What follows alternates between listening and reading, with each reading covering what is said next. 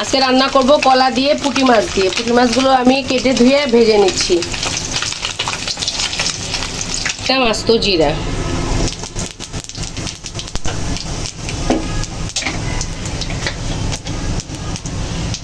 এর ভিতরে দিয়ে দিলাম সামান্য হলুদ গুঁড়া,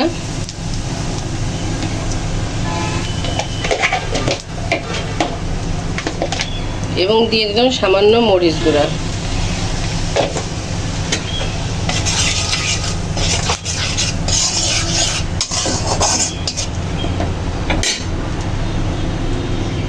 এবার দিয়ে দিলাম আদা রসুনের পেস্ট।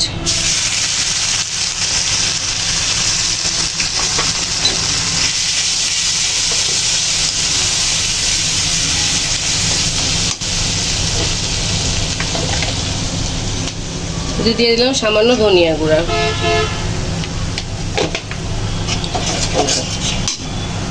সামান্য পেঁয়াজ বাটা।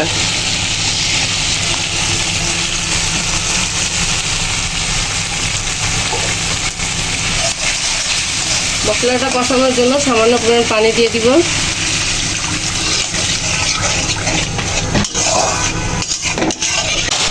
মশলাটা আমার ভালো মতো কষানো হয়ে গেছে। এবার আমি আগে থেকে কেটে ধুয়ে রাখা কলাগুলো দিয়ে দিব।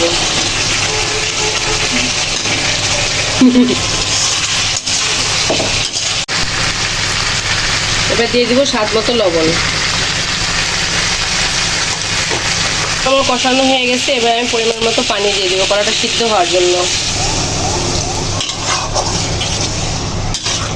কলাটা ভালো করে কষানো হয়ে গেছে। এবার আমি ঝোলের পানি দিয়ে দিব।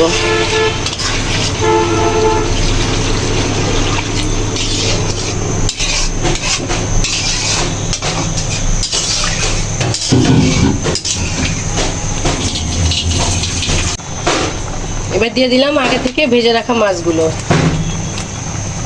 ঝোলটা একটু কমে আসলে আমি তরকারিটা নামিয়ে ফেলবো। এবার দিয়ে দিব সামান্য ভাজা জিরা গুঁড়া। আর একটু লবণ লাগবে, আমার লবণটা কম হয়ে গেছে। এবার একটু লবণ দিয়ে দিব।